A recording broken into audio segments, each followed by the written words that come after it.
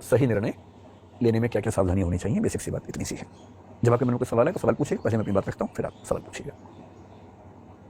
जब भी कोई निर्णय लेने की प्रक्रिया में आप उतरते हैं, सबसे पहला स्टेप क्या है? सबसे पहला स्टेप है ये देखिए कि निर्णय की प्रक्रिया में उतरने से पहले आप निष्पक्ष और तटस्थ हैं या नहीं हैं। एक शब्द होता है तटस्थ, जिसको अंग्रेजी में बोलते हैं न्यूट्रल। तटस्थता को न्यूट्रलिटी बोलते हैं। इससे मिलता जुलता एक प्रसंग है निष्पक्ष या निष्पक्षता कह लीजिए, इसको बोलते हैं इम्पार्शियल होना या इम्पार्शियलिटी एज ए क्वालिटी। ये मैं कह रहा हूं कि निर्णय की प्रक्रिया में उतरने से पहले, बाद में तो जो होगा देखेंगे। जैसे हमारा समाज इस समय बहुत सारे सामाजिक राजनीतिक मुद्दों से घिरा हुआ है। जैसे एक मुद्दा कुछ दिन पहले आया, जो हिजाब का मुद्दा, जिसको हम कहते हैं, कर्नाटक से एक डिबेट उठी हिजाब की। फिर एक मुद्दा आजकल चल रहा है यूनिफॉर्म सिविल कोड का, जो कि हो सकता है कि जल्दी ही किसी रूप में हमारे सामने आए। फिर पॉपुलेशन बिल के बारे में बात चलती है आजकल। उत्तर प्रदेश में आया भी था और अभी कुछ और राज्यों में आने की बात है, शायद सेंटर में भी आए। एक मुद्दा पिछले कुछ दिनों से कन्वर्जन का आप सुन रहे होंगे, धर्मांतरण का, लव जिहाद का मुद्दा सुन रहे होंगे। सारे मुद्दे हमारे सामने आते रहते हैं। हम इन सब पे बात करेंगे समय के साथ, धीरे धीरे इन सब पे बात करेंगे। पर किसी टॉपिक पर बात करने से पहले देखना जरूरी है कि हम पहले से फैसला ले तो नहीं चुके हैं। और सबसे बड़ी दिक्कत हमारे समाज की है कि फैसले पहले हो चुके हैं, विचार बाद में होता है। सही प्रोसेस तो ये है कि पहले विचार हो, फिर फैसला हो, और फैसला पहले होता है। मेरे बहुत सारे दोस्त हैं, हिंदू हैं, मुसलमान हैं, सिख हैं, हर धर्म के लोग। मतलब वैसे तो मैं बहुत ही अकेले टाइप का आदमी हूँ, दोस्त ज़्यादा है नहीं, पर जो है उनमें मतलब डाइवर्सिटी ठीक ठाक है। मैंने क्लासेस में भी देखा और मैंने पाया कि हिजाब की बात आते ही कोई मुस्लिम बच्चा जनरली इस भाव से देखता है कि नहीं ये गलत हो रहा है हमारे साथ, और कई हिंदू बच्चे इस भाव से देखते हैं कि एकदम सही, और होना चाहिए, और होना चाहिए। और मजे की बात है कि टॉपिक क्या है ना इसको पता है ना उसको पता है। कर्नाटक हाई कोर्ट का जजमेंट क्या है 128 पेज का, ना इसने पढ़ा ना उसने पढ़ा। कर्नाटक सरकार का क्या डायरेक्शन आया था, रूल क्या था, ना इसने पढ़ा ना उसने पढ़ा। और फैसले का एग्जैक्ट मतलब क्या है किसी को नहीं पता। पर हम टॉपिक शुरू होने से पहले ही राय बना के चलते हैं। E.H. कार्य बड़े अच्छे विद्वान हुए हिस्ट्री में, उनकी एक किताब बड़ी अच्छी, हिस्ट्री, इतिहास क्या है, व्हाट इज हिस्ट्री, बड़ी अच्छी किताब है। उन्होंने साबित किया कि हिस्ट्री के बारे में आप कुछ भी कह लीजिए, कितने फैक्ट्स हैं, इतने प्रमाण हैं, सब बेकार की बातें हैं। अंततः इतिहासकार के दिमाग में जो बैठा हुआ है वो साबित वही करता है।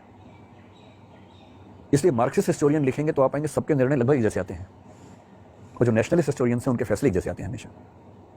किसी हिस्टोरिकल फिगर को लेकर सोच लीजिए, अकबर की बात कर लीजिए, औरंगजेब की बात कर लीजिए, एक धारा के फैसले हमेशा एक से आएंगे, दूसरी धारा के फैसले हमेशा एक से आएंगे। ऐसी माइंडसेट से अगर हम चलेंगे, और हमारी यूनिवर्सिटीज़ में तो यही होता है।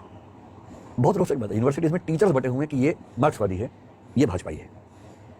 और मैं सोचता हूँ कि जो आदमी देश को पढ़ाने की जिम्मेदारी संभालता है यूनिवर्सिटी में, वो एक विचारधारा से बंध कर चीज़ों को देखने का आदी कैसे हो सकता है? उसके अंदर इतना वैचारिक साहस क्यों नहीं है कि किसी मुद्दे पर मेरी विचारधारा से बेहतर राय किसी और विचारधारा की भी हो सकती है? ये साहस क्यों नहीं है? और इसलिए जो बात यूनिवर्सिटीज़ तक में मिस होती है तो समाज में तो कहाँ से आएगी? विश्वविद्यालय का तो काम है समाज को सही दिशा देना, वही नहीं है तो समाज में कहाँ से आएगी? पहले कोशिश कीजिए न्यूट्रल होने की, तटस्थ होने की, कि मुद्दे को समझने से पहले ना मैं इस तरफ हूँ ना मैं उस तरफ हूँ। हिजाब की बात है, मुझे नहीं पता, मैं पहले स्टडी करूँगा पूरा, स्टडी करने के बाद मामला ठीक लगेगा तो मैं कहूँगा हाँ ये ठीक है, गलत होगा तो बोलूँगा गलत है, पहले का फैसला करूँ। ये तो बहुत बेसिक सी बात है। न्यूट्रलिटी ही जब रियल सिचुएशंस में आती है उसको बोलते हैं निष्पक्षता, impartiality in the specific situations. और ध्यान रखना है, निष्पक्ष नहीं रह पाने के भी दो तरीके होते हैं। निष्पक्ष का मतलब है कि भाई मैं एक्स और वाई के झगड़े में ना एक्स की तरफ हूं ना वाई की तरफ हूं। जैसे मान लीजिए दो बच्चों में झगड़ा हो जाए और उनमें से दोनों की मम्मियां नीचे आ जाए। जनरल परसेप्शन ये है कि मम्मी बच्चों के झगड़े में अपने बच्चे का पक्ष लेगी। ये ऐसा नहीं कि सोशल कंस्ट्रक्ट की बात हो रही है, बायोलॉजिकल लेवल बात चल रही है, क्योंकि मदर्स का लव आमतौर पर अनकंडीशनल माना जाता है। और ये बात मैं जो कह रहा हूँ अफवाहों के बेस में नहीं कह रहा हूँ, एरिक फ्रॉम बहुत बड़े मनोवैज्ञानिक है, उनकी किताब है द आर्ट ऑफ लविंग, उसके बेस पे कह रहा हूँ। मदर्स का लव आमतौर पर अनकंडीशनल होता है कि मेरा बच्चा परेशान है तो फिर मैं अपने बच्चे के साथ हूँ, मुझे विचारधाराओं से, राष्ट्र, समाज, राजनीति इन सबसे मतलब नहीं, मुझे बच्चे से मतलब है। इसे यदि कोई मदर बहुत ऑब्जेक्टिव है अपने बच्चे के मामले में तो बहुत बड़ी बात है। जनरली इस बात की संभावना ज्यादा है कि वो थोड़ा सा उसके पक्ष में खड़ी होगी। पिता लोग जिस प्रोसेस से आगे बढ़ते हैं उसमें इस बात का खतरा ज्यादा होता है या संभावना ज्यादा होती है कि वो ऐसे मामलों में बहुत ज्यादा अपने बच्चे के पक्ष में झुके हुए ना दिखें। कभी कभी नहीं भी होंगे, लेकिन उसमें भी खतरा है। कभी कभी हम खुद को इम्पार्शियल दिखाने के लिए दूसरे पक्ष के पक्ष में झुक जाते हैं। आपने कई पिताओं को देखा होगा कि दो बच्चों में झगड़ा हुआ, में से एक उनका है, जाति अपने वाले को मारना शुरू करते हैं सीधा कि तूने ही बदमाशी की होगी, आदत दिखाने के लिए देखो मैं कितना निष्पक्ष हूँ। ये निष्पक्षता नहीं है। निष्पक्ष होने का मतलब ये नहीं है कि अपने पक्ष के विरुद्ध खड़े ही हो जाना है हमेशा, और निष्पक्ष होने का मतलब ये भी नहीं है कि दूसरे पक्ष के विरोध में खड़े हो जाना है। जाके सुनना है, दोनों बच्चों की बात सुननी है कि हाँ बेटा तुम बताओ क्या पर्सपेक्टिव है, तुम बताओ क्या पर्सपेक्टिव है, उसके बाद जो सही फैसला हो करना है। क्यों मैं दूसरे बच्चे के सामने साबित करने के लिए कि मैं निष्पक्ष हूं अपने बच्चे को पीटना शुरू कर दूंगा? इसलिए जब भी किसी मुद्दे पर बहस करनी हो ना, आपके सामने फैसले आएंगे कि शादी इससे करूं कि इससे करूं। पहले से नहीं बना लेना दिमाग में, पहले सब बातों को जान लेना है। निष्पक्ष रहिए, तटस्थ रहिए, सब पक्षों को जानिए, फिर फैसला कर लीजिए।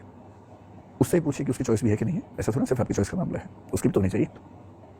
तो ये पहला स्टेप है कि आप जब किसी प्रोसेस में उतरें तो पहले कोशिश कीजिए कि राय पहले से ना बनी हो, क्योंकि फैसला पहले कर लिया फिर तो बेकार की बात है ना। फैसला पहले है कि हिजाब तो होना ही चाहिए, फिर आपने विचार करना शुरू किया और आप ढूंढ रहे हैं चुन चुन के वो तर्क जिससे वही साबित हो जाए जो पहले ही आपके मन में साबित हो चुका है। फिर काहे का आप विचार विमर्श कर रहे हैं? ये पहला स्टेप है। अब आगे बढ़ते हैं। अब इसकी नंबर 2 हो गई यहाँ से, ठीक है। तो जब हमें शुरुआत का प्रोसेस समझ में आया, अब प्रोसेस ये है कि जब हम जजमेंट की तरफ बढ़ेंगे तो हमें क्या क्या जानना है उस मुद्दे पर फैसला करने से पहले। तो सेकंड स्टेप है जो आपका इनपुट है। इनपुट कलेक्शन कैसे होना चाहिए? इनपुट का मतलब वो सारी जानकारियां जिनके बेस पर आप फैसला करेंगे, है ना। आपकी भाषा में कि वो लड़का कैसा है, वो लड़की कैसी है, उसके बारे में 10 जानकारी जुटा लेनी है पहले। तो जो इनपुट्स आप लेंगे, पहली बात तो इनपुट्स एडिक्वेट होने चाहिए, नहीं तो क्या होगा, अश्वत्थामा हतो, इसके बाद कर लिया ही नहीं। अगर उसके बाद भी सुन लिया होता तो शायद ऐसा ना होता। तो हड़बड़ी में फैसला नहीं करना है, पहले इनपुट पर्याप्त लेना है। और एक नियम होता है नेचुरल जस्टिस का। हमारे सुप्रीम कोर्ट ने मेनका गांधी केस, बहुत फेमस केस है 1978 का, आर्टिकल 21 के बारे में है, उसमें बड़ी अच्छी बात कही। आप लोग क्योंकि शायद यूपीएससी की तैयारी भी करते हैं आप में से अधिकांश लोग, तो आप जानते होंगे 1973 में संविधान के मूल ढांचे का कंसेप्ट आया था 24 अप्रैल को केशवानंद भारती केस में। उसके बाद से सुप्रीम कोर्ट ने बीच बीच में कुछ फैसलों में यह बताना शुरू किया कि यह चीज भी संविधान का मूल ढांचा है। मेनका गांधी केस में जिक्र करते हुए बात आई कि जो आर्टिकल 14 है संविधान का, जो कहता है कि समानता का अधिकार है, उसमें लिखा भले ना हो पर उसके अंदर निहित है पर्याप्त सुनवाई का अधिकार, राइट टू एडिक्वेट प्रेजेंटेशन या रिप्रेजेंटेशन। इसका मतलब कोई भी अदालत, कोई भी कमीशन, कोई भी अथॉरिटी, वो पासपोर्ट अथॉरिटी के बारे में था, पासपोर्ट ऑफिसर के बारे में था, कोई भी सरकारी अधिकारी किसी व्यक्ति का पक्ष सुने बिना, यानी कि दूसरा पक्ष सुने बिना कोई फैसला नहीं कर सकता है। ये जरूरी है और ये संविधान का मूल ढांचा है। सरकार का कोई भी अधिकारी आपके खिलाफ कोई फैसला बिना आपको सुनवाई का मौका दिए कर ही नहीं सकता है। हाँ, सुनवाई का मौका दे, आप कहें कि मुझे कुछ कहना ही नहीं है तो कर सकता है, पर आपको चांस मिलना चाहिए। अगर आपने एक पक्ष को सुना और दूसरे पक्ष को सुना ही नहीं, है ना, एक फर्स्ट पार्टी है, सेकंड पार्टी है, और कई बार क्या होता है चीजें इतनी अलग होती हैं, एकदम अलग हो जाती हैं। जैसे मुझे ध्यान है एक बच्चे की कहानी, एक फादर और उसके बच्चे की कहानी। एक बच्चा मुझे एक बार मिला, हमारे ही एक मतलब दोस्त के परिवार का बच्चा। बात करते, मुझे बच्चों से बात करना बड़ा अच्छा लगता है, बच्चों को भी जनरली मुझसे बात करना अच्छा लगता है, हमारी अच्छी छनती है बच्चों के साथ। तो मैंने उससे हालचाल पूछा, फिर मैंने कहा और बताओ लाइफ में क्या चल रहा है। तो बच्चे अपने अफेयर सब मुझे बता देते हैं बहुत जल्दी, 5-10 मिनट के अंदर सब ओपन हो जाते हैं, फिर सब बताते रहते हैं। तो खैर वो तो दूसरी बात थी। उससे मैंने पूछा कि बताओ बेटा सब चल रहा है जीवन में, तो उसने सब बताया, सब बातें। बात करते करते अचानक मुझे फील हुआ कि वो अपने बाप को लेकर बहुत नाराज है। तो मैंने कहा कि क्या हुआ? बोला देखो मेरे स्कूल में ट्रिप जा रहा है, सारे बच्चे जा रहे हैं, मैं नहीं जा रहा, पापा ने मना कर दिया। मैंने कहा यार पापा ने क्यों मना किया होगा? क्योंकि ज़्यादा खर्चा भी नहीं था, उसके पापा की इनकम को देखते हुए खर्चा भी ऐसा नहीं था कि ना कर पा रहे हो।